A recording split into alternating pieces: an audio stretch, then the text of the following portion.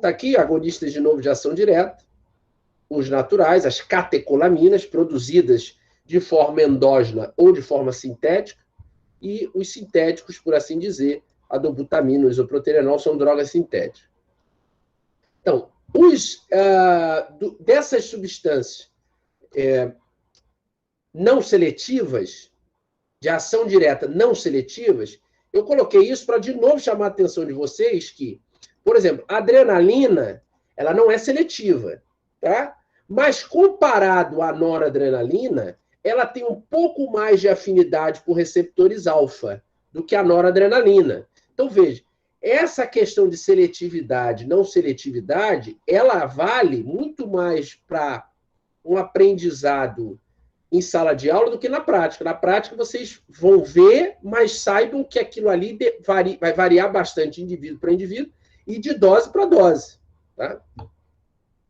Aqui é um comparativo. Então, veja, o isoproterenol, que é uma substância um pouco mais seletiva a beta, ela se liga a beta e tem baixíssima afinidade por receptores alfa.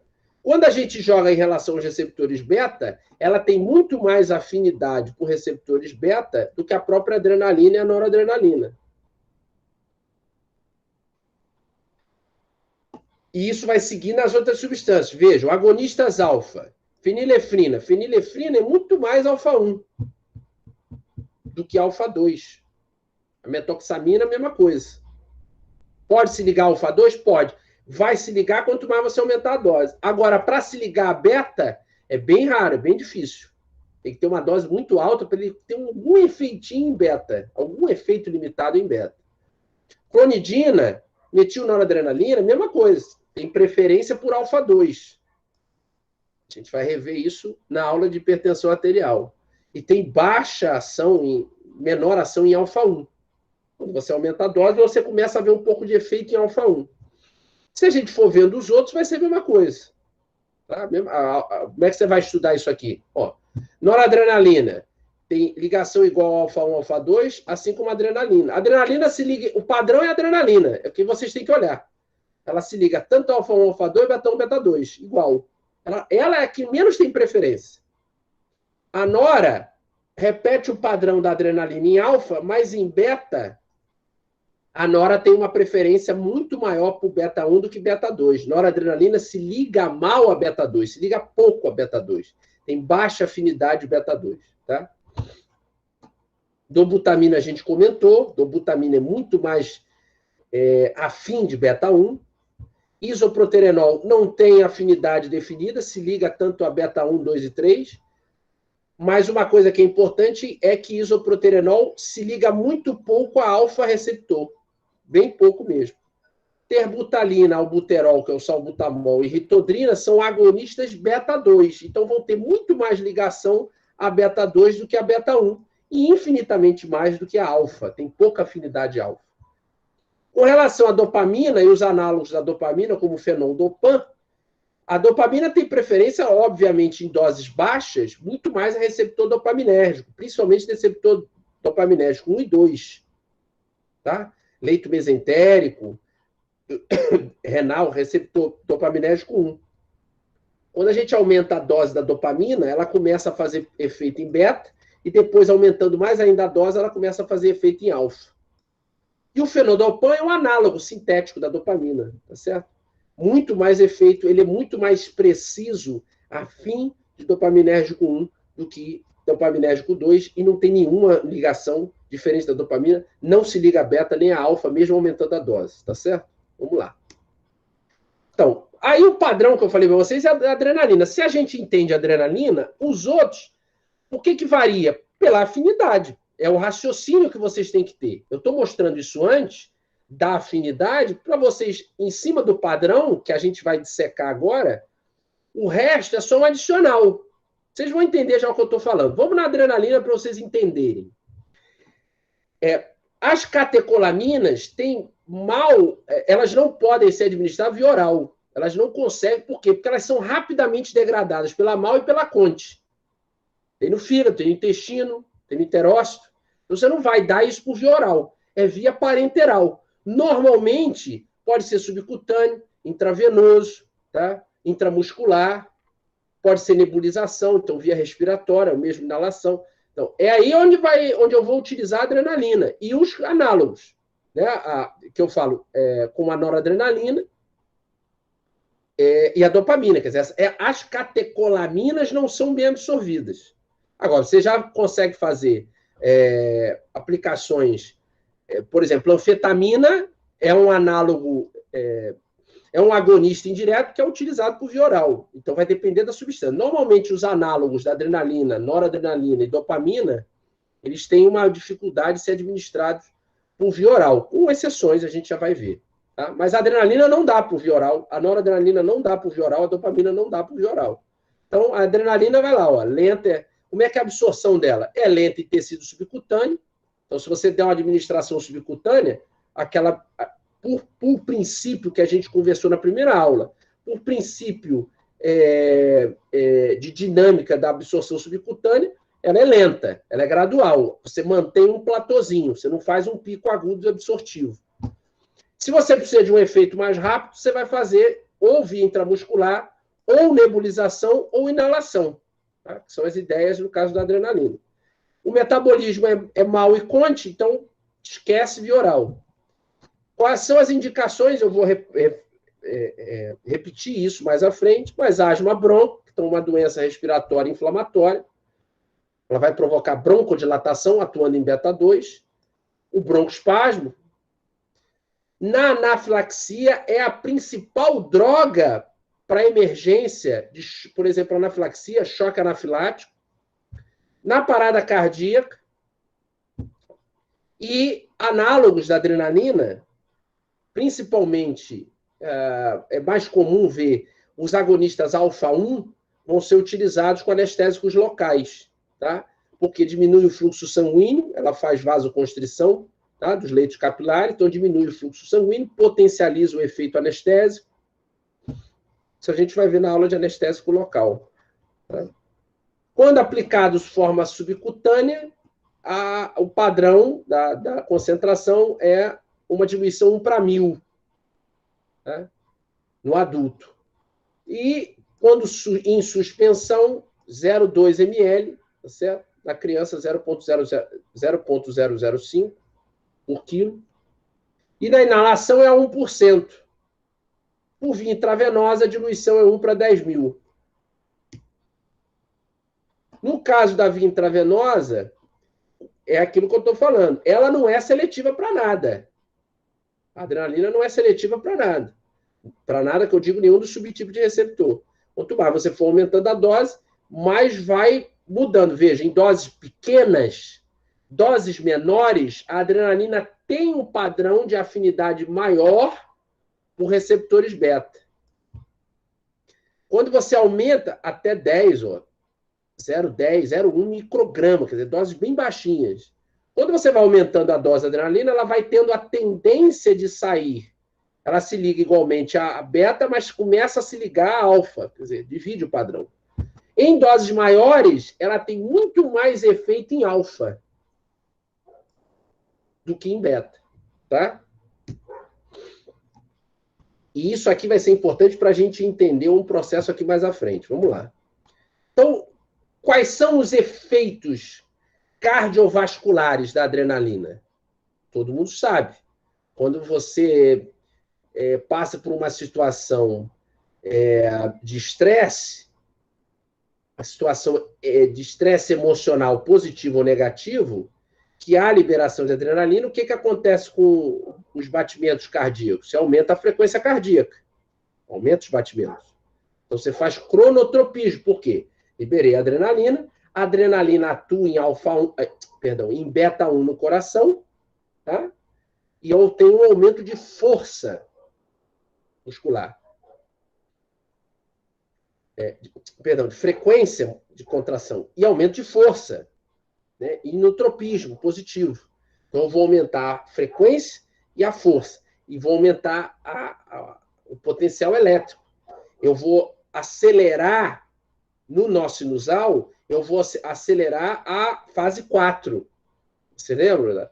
De potencial de ação, Então, eu vou acelerar a fase 4. Ele vai se recuperar mais rápido e vai disparar mais vezes.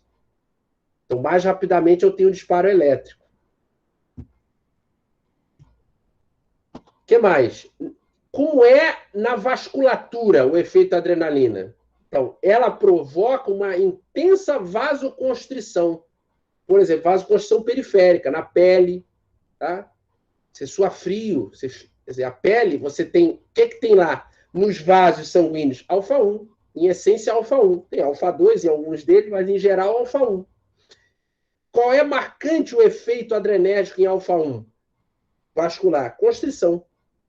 Vou fazer vasoconstrição. Então, de pele, mucosa, víscera, rim. Mas lembre-se, a adrenalina também pode se ligar a beta-2. E eu tenho beta-2 na vasculatura, no músculo liso vascular. E beta-2 no músculo liso vascular faz vasodilatação. Beta-2, músculo liso vascular, faz vasodilatação.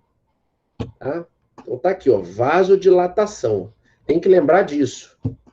Então, inotropismo, cronotropismo, eu aumento o débito cardíaco com o uso da adrenalina. Quando eu aumento a pressão sistólica. Tá certo? Quando eu aumento o débito, eu aumento o trabalho. Se aumenta o trabalho, aumenta a demanda de oxigênio. Então, eu aumento a pressão arterial sistólica. Mas, como ela tem efeito em beta-2, como ela tem efeito em beta-2 vascular, sim, vai. O Pedro, vai diminuir sim. Eu já vou chegar lá. Vai depender da dose, tá? Mas em doses terapêuticas, vai alterar a taxa de filtração. Já vou chegar lá. Aguenta aí. Onde eu estava? Tá. Então, aumentei a demanda do coração. Aumentei a demanda de oxigênio do coração porque eu estou aumentando o trabalho. A pressão sistólica vai aumentar. Aumentei o débito, aumentei a pressão sistólica. A pressão diastólica cai. Tá? Tem uma pequena diminuição. Tá certo? Esse efeito é mais marcante. Quando eu tenho um aumento, veja, quando eu tenho um aumento desse trabalho cardíaco, uma das razões que explica também essa pressão diastólica cair é a produção de adenosina pelo miócito. Tá certo? Então, a adenosina, ela é relaxante. Ela faz uma vez contrária da adrenalina. Mas eu vou somar tudo isso o efeito beta-2 vascular. Tá certo? Um efeito beta-2 vascular. Que vai dilatar. Então, eu também posso ter a queda do fluxo sanguíneo renal. Porque, veja, eu tenho o efeito alfa, tenho o efeito beta. Em doses baixas, o efeito beta sobressai. Em doses terapêuticas, o efeito alfa sobressai. Então, a vasoconstrição do alfa sobressai. E aí, como consequência, eu posso ter uma redução do fluxo sanguíneo renal, porque eu vou ter uma vasoconstrição do... Mas em baixa dose, o efeito sobressai ao beta-2. Como é que a gente vê isso? A gente vê isso nessa figura. Essa figura é do Goodman. Tá? O que é que essa figura me mostra? Vejam, eu tenho em baixas doses, infusão contínua, de 3 substâncias, noradrenalina, adrenalina e isoproterenol. Tá certo? Eu estou avaliando 3 parâmetros. A frequência de pulso, a pressão arterial e a resistência vascular periférica. Em relação ao tempo. Então, de novo, eu usei uma infusão contínua de 3 substâncias diferentes, todas elas agonistas adrenérgicos, nenhuma delas é seletiva, em baixa dose, 10 microgramas por minuto, bem baixinho, e eu vou avaliar 3 parâmetros: a resistência vascular periférica, a pressão arterial e a frequência de pulso. que é que chama a atenção de vocês aí nessa dinâmica aí? O que é que vocês acham? Aí eu quero que vocês me deem um retorno disso. O que é que vocês estão enxergando aí de interessante? Ou de estranho? Pode parecer para você assim, nossa, isso aqui é estranho. Por que está acontecendo isso? Vai lá. Alguém? Vai, Otávio. O que é que tem a Nora aí? Fala para mim. O que é que tem de estranho na Nora?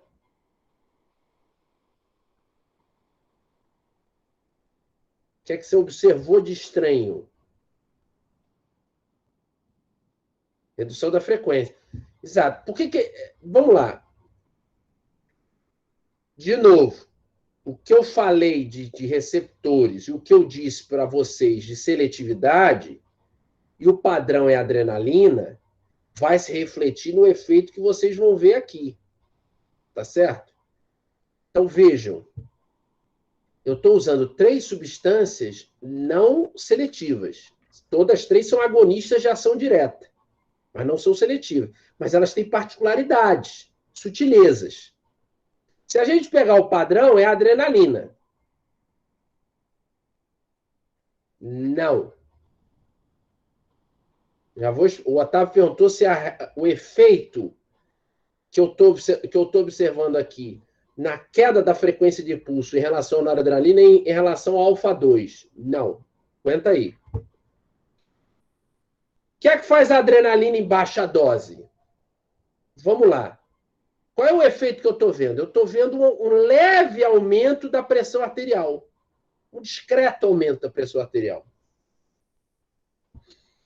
Mas o que é esperado da adrenalina? A adrenalina aumenta a pressão arterial.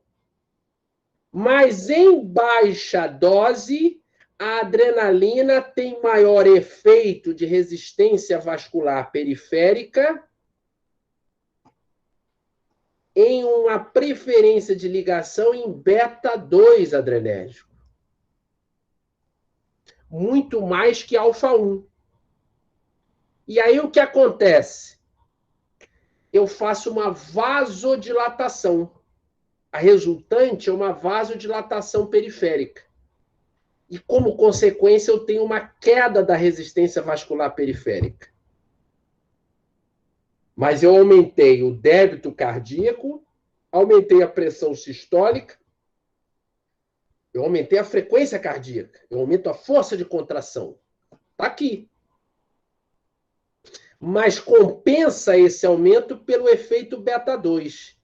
A pressão aumenta? Aumenta, mas é discreto esse aumento. Então, veja, em baixa dose, olha como esse lance de especificidade, afinidade receptor é interessante. Em baixa dose, você não observa um aumento tão gritante do uso da adrenalina na pressão arterial. É discreto. Por quê? Porque ela tem, em baixa dose, um efeito mais presente na vasculatura em beta-2. E, como consequência, a resultante de resistência vascular periférica é diminuída. Eu vasodilato muito mais do que faço vasoconstrição. E aí? Aí cai a resistência vascular. Só que compensa pelo aumento do débito, tá? Fazendo beta-1 no coração. Aumenta a força de contração, aumenta a frequência, aumenta o disparo elétrico. Então, o débito é que faz esse aumento discreto da pressão. Vamos olhar o isoproterenol. O isoproterenol ele é um agonista não seletivo beta.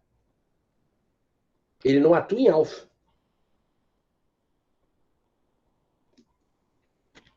O que a gente observa na frequência de pulso dele? Tem um baita aumento, né? Está fazendo efeito em beta-1, pô. Não é isso? Mas o que a gente nota na pressão? A pressão caiu. Por que a pressão caiu? Se a gente comparar com a adrenalina. Porque, vejam, a resistência vascular periférica aqui diminui muito mais. Por quê? Porque a adrenalina eu ainda tenho um resquício de efeito alfa-1. Eu não vou ver isso com o isoproterenol. O isoproterenol, o que a gente viu agora antes? Ele tem uma preferência de afinidade por receptores beta em muito baixa afinidade alfa, quase não tem efeito alfa. Então, se ele não tem quase efeito alfa, a resultante final da resistência periférica, vascular periférica, é negativa. É muita vasodilatação, é mais do que com a adrenalina. Então, mesmo que eu aumente o débito, não compensa essa resistência vascular periférica negativa.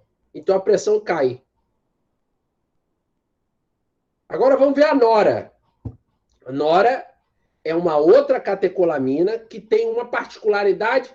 Uma das diferenças em relação à ligação a receptores em relação à adrenalina é que a nora tem baixo efeito em beta-2 adrenérgico. A nora se liga muito mal, tem baixa afinidade por beta-2. Vocês já começam a ver isso na resistência. Como ela não se liga quase nada ou nada a beta-2, essa resultante aqui é alfa-1, exclusivo alfa-1. O que aconteceu com a resistência? Pô, subiu muito. Fiz vasoconstrição. Baita resistência vascular periférica. O que aconteceu com a pressão? Pô, subiu muito. O que começa a acontecer? Eu estou fazendo débito aumentado, frequência, está fazendo. Mas o que começa a acontecer? Como a pressão sobe muito, quando a pressão sobe muito, fisiologicamente, o que acontece no nosso corpo? Eu tenho um reflexo barorreceptor. Lembra da fisiologia? Eu tenho um reflexo barorreceptor que vai compensar esse aumento da pressão arterial. Então, quando eu faço uma violenta resistência vascular periférica aumentada e aumento a pressão arterial por débito cardíaco e frequência, eu faço um reflexo vagal. Eu desligo meus barorreceptores, eu vou desligar o reflexo simpático central, desligo ele, e como consequência, eu tenho essa queda aqui, ó. Essa queda é vagal.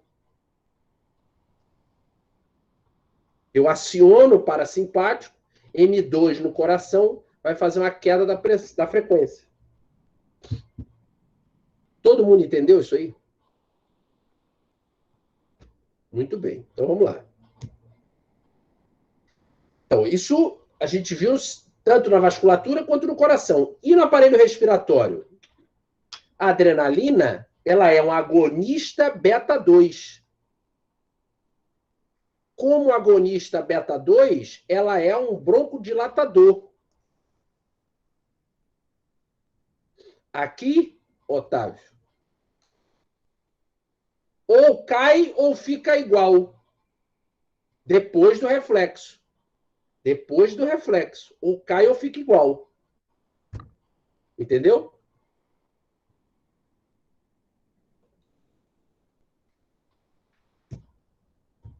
Igual que estava, né? Igual o que estava.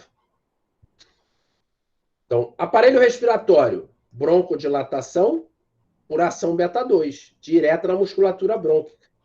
Qual é a aplicação da adrenalina e agora dos análogos seletivos beta-2?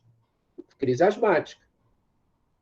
É aonde a adrenalina também vai ser importante no processo de anafilaxia. Tá? Também reverter a broncoconstrição e broncoespasmo em decorrência do processo alérgico, da liberação de histamina. Tá certo? E o metabólico, o efeito metabólico dessas substâncias? Qual é o efeito da adrenalina? Então, eu tenho tanto na célula beta pancreática efeitos, eu tenho receptores alfa-2, inibitórios da secreção de insulina, quanto beta-2, que aumentam a liberação de insulina. Eu tenho receptores beta-2 no músculo esquelético. Então, ó, por beta-2, no fígado, glicogenólise. Então, aumenta a liberação de reserva energética, cai glicose da corrente. Por beta-2, eu aumento o glucagon, mais que é reserva energética. Por alfa-2, eu diminuo a insulina. Você está fazendo um efeito hiperglicêmico.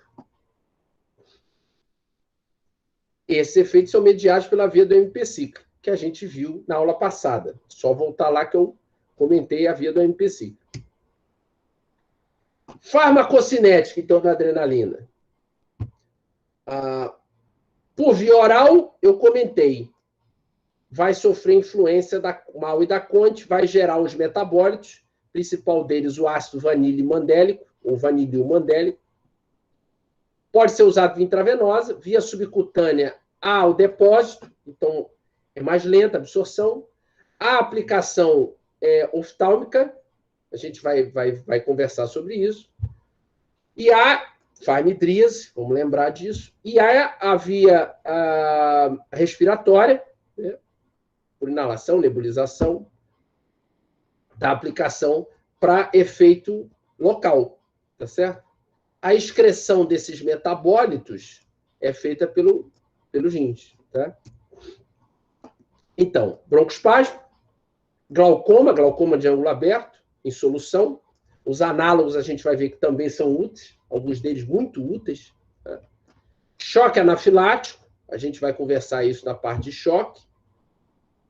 Parada cardíaca, então tem a tendência de reverter esse quadro de parada. E nos anestésicos locais, geralmente numa diluição de 1 para 100 mil, associada a lidocaína, bupivacaína, mipivacaína, tem lá uma adrenalina, um análogo. Pode ser geralmente adrenalina, tem fenilefrina, a gente encontra. Tá? Quais são os efeitos adversos? E aí vão se repetir também nas outras substâncias. Aqui são as particularidades. Então, isso aqui vocês vão ver muito na anfetamina. Né? O uso ilícito das anfetaminas, ou mesmo o uso como anorexígeno, pode desencadear os quadros estimulatórios. A adrenalina é excitatório central. Então, ansiedade, síndrome do pânico, tensão, cefaleia, tremores, isso vai estar tudo relacionado a efeito adverso. O que mais? A elevação acentuada da pressão arterial, principalmente intracraniana, hemorragia, arritmias, porque é um estimulatório, né? Descarga elétrica. Edema agudo de pulmão. Também pode vir a acontecer com o uso da adrenalina. Você tem aumento da pressão sanguínea, pulmonar, enfim. Tem efeitos metabólicos, tá? Então pode vir a ter interação, né, com a produção aumentada do hipertiroidismo. Então, no hipertiroidismo tem mais receptores adrenérgicos na vasculatura e, como consequência, o uso de adrenalina pode ter um efeito maior do que teria no indivíduo que não tem hipertiroidismo. No caso particular da cocaína, eu vou conversar mais para o finalzinho, não acho que vai dar para terminar hoje, essa aula é bem grande, tá? Possivelmente a gente vai ter que fazer mais uma terceira parte, porque ela é uma aula bem extensa. Os efeitos da cocaína no coração vão ser exacerbados, tá certo? Em situações de estresse, principalmente situações de estresse, quando eu tenho a liberação de adrenalina por um efeito direto da própria adrenalina e da cocaína, como um inibidor, um agonista indireto. Então, o usuário de cocaína em situações de estresse, ele potencializa esse efeito cardiovascular, o que pode e vai levar a uma degradação mais rápida da função cardíaca dele. Tá? Muito bem. Agora vamos ver umas particularidades da noradrenalina. Agora vamos nas particularidades. Então, o geral dessas substâncias é muito parecido com a adrenalina, de efeito adverso, de interação, de efeito clínico. Agora tem umas particularidades. Vamos ver as particularidades. A nora, a gente já viu a particularidade dela naquela figura. Por isso eu gosto de botar aquela figurinha. A nora, de novo, ela se liga a alfa-receptores e beta-1 receptores. Mas ela não se liga a beta-2. Então, o que acontece? A noradrenalina provoca uma intensa vasoconstrição.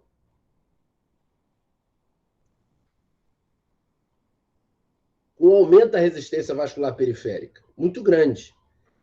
Ela, diferente da adrenalina, ela aumenta tanto a pressão sistólica quanto a diastólica. Porque ela não faz efeito em beta-2. E aí o que acontece? Eu vou ter um reflexo baro por esse aumento grande da resistência vascular periférica e mesmo das pressões sistólica e diastólica. E aí eu faço uma bradicardia por liberação vagal, de estímulo vagal, colinérgico, tá certo? Que a gente viu na figura. Qual é a particularidade do isoproterenol? A gente viu na figura. Isoproterenol, ele é o quê? Ele é beta. Ele não faz efeito alfa. Então, como efeito beta, vai predominar o efeito beta 2. A gente viu que vai levar a uma intensa queda da pressão da resistência vascular periférica. Então, qual é a característica da pressão arterial, da alteração de pressão arterial com beta? O isoproterenol, ele atua em beta 1 no coração, ele aumenta a força e a frequência de contração. Ele aumenta o débito. Mas ele pouco influencia na função sistólica e diminui muito a diastólica. Por quê? Porque a resultante final dele é beta 2. Ele não tem efeito em alfa 1. Então, ele diminui mais a diastólica do que baixa a dose de adrenalina. Tá certo? Isso a gente também viu na figura. E ele tem um efeito beta 2 de broncodilatação, característico como tinha a adrenalina. A noradrenalina, vocês não têm esse efeito broncodilatador. Então, essa droga também não é confiável a absorção via oral, tá certo? Também é um uso via parenteral aerosol. Quais são os usos terapêuticos dessa substância? É como broncodilatador, mas hoje as substâncias beta-2 agonistas são muito mais utilizadas, sem dúvida nenhuma, e como estimulante cardíaco, tá certo? Pode ser utilizado. O que tem de efeito adverso? Aqueles que a gente viu em relação à adrenalina. A noradrenalina, a mesma coisa, efeitos adversos parecidos. Em relação à dopamina, quais são as particularidades da dopamina? Bom, a dopamina é a terceira catecolamina e ela não atua em receptor alfa ou beta, em doses baixas. Em doses baixas, a dopamina se liga a receptores dopaminérgicos 1 e dopaminérgicos 2. Tá? Principalmente em leitos vasculares, mesentéricos e renais. Nos leitos vasculares, mesentéricos e renais, a dopamina provoca vasodilatação. Tá certo? Então, esse ponto é o principal. Receptores D2, nós temos receptores D2 espalhados pelo corpo e vamos encontrá-los em neurônios, em regiões de axônios, regiões pré-sinápticas, tá? De neurônios adrenérgicos, onde eles vão atuar como heterorreceptores. Lembra de auto e heterorreceptor? Eles vão atuar como heterorreceptores, interferindo com a liberação de noradrenalina. Tá certo? À medida que eu for aumentando os níveis de dopamina, ela deixa, que a gente viu, ela passa a fazer efeitos alfa para depois fazer efeitos, passa a fazer efeitos beta para depois fazer efeitos alfa. Então, olha lá, baixa dose, efeitos predominantemente dopaminérgicos, D1, D2. Dilatação dos leitos vasculares renais e mesentéricos, coronários e intracerebrais. Então, faz vasodilatação. Aumentei a dose média. Efeitos, começam a ter efeito beta. E aí são doses classificadas como doses cardíacas, entre 2 a 10 microgramas por quilo por minuto, infusão, né, contínua. Melhora a contratilidade cardíaca, começa a fazer efeito beta 1, aumenta a frequência de disparo sinusal, aumentando, consequentemente, a condução do impulso elétrico.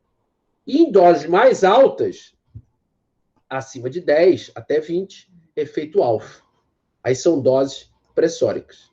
Não só cardíaca, mas pressóricas. Aumenta a pressão arterial, a resistência vascular, aumentando a frequência e a demanda de oxigênio a níveis, às vezes, até indesejáveis. Então, doses muito altas de dopamina, elas são deletérias, podem ser deletérias em relação à demanda de oxigênio do coração. Tá certo?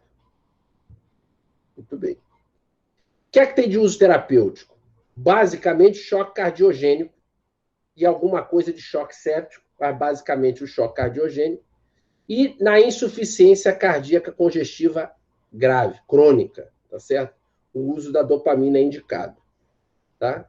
A superdosagem pode ter atividade simpatométrica excessiva, tá? E aí os efeitos adversos são muito parecidos com o que a gente viu com a adrenalina, principalmente nessas doses mais elevadas do uso da dopamina. A dobutamina, ela é um agonista beta-1.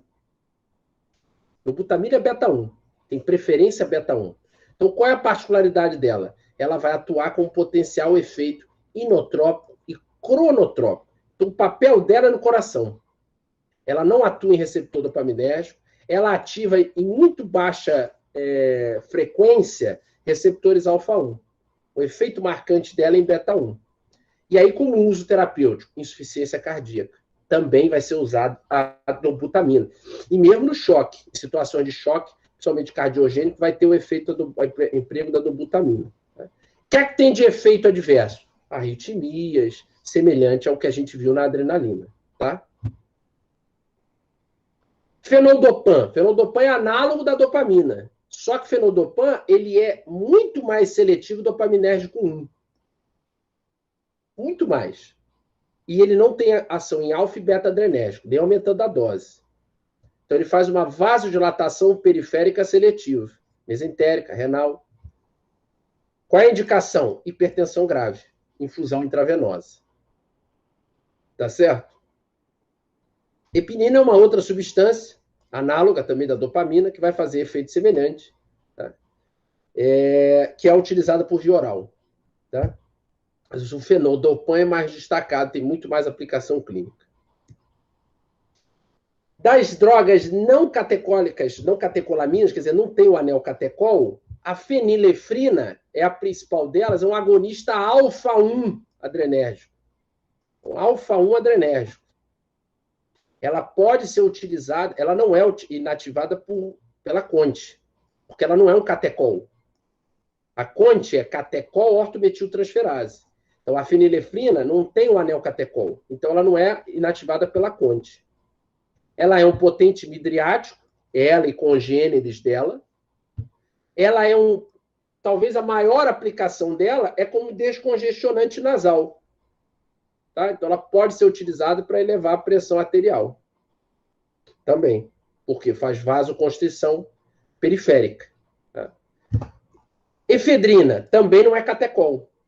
Efedrina é uma droga mista. Produz uma liberação de catecolaminas armazenadas, com ação direta sobre os receptores adrenérgicos. Então, ela tanto atua de ação direta quanto ação indireta. É um potente agente pressor e é um potente descongestionante nasal. Por isso que muitos antigripais e mesmo antihistamínicos ainda até hoje, com pseudoefedrina, para fazer essas vezes de descongestionante nasal. E eu disse que ele podia ser utilizado como termogênico. Lembra que eu citei como ECA? Que eu falei que era efedrina, cafeína e acetilsalicínico, é um potente termogênico. O que é que a efedrina, ela dá uma sensação, assim como as anfetaminas, ela vai atuar nas regiões do hipotálamo que vão regular, vão estar relacionadas à fome, ao apetite, né? Ela vai dar uma sensação de saciedade, assim como as anfetaminas. Né? Qual é o papel dela como termogênico nessa tríade? A efedrina ela vai atuar em receptores beta-adrenérgicos, localizados no tecido adiposo. E no tecido adiposo tem receptor o quê? Beta-3. E aí, a efedrina se ligando, ela vai fazer a ativação da via de lipólise.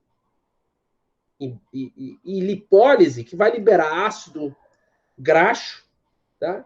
Que vai ser utilizado em oxidação do músculo. Ela também vai potencializar o uso desse ácido graxo como reserva energética importante no músculo. Então, ela já atua nessa via. A cafeína potencializa essa via de lipólise da efedrina. Então, a cafeína e a aspirina, o ácido acetilsalicílico, eles potencializam o efeito da efedrina nessa via de lipólise. Então, queima mais rápido, queima, entre aspas, mais rápido gordura e libera mais ácido graxo que vai ser consumido pelo tecido muscular. Entenderam isso?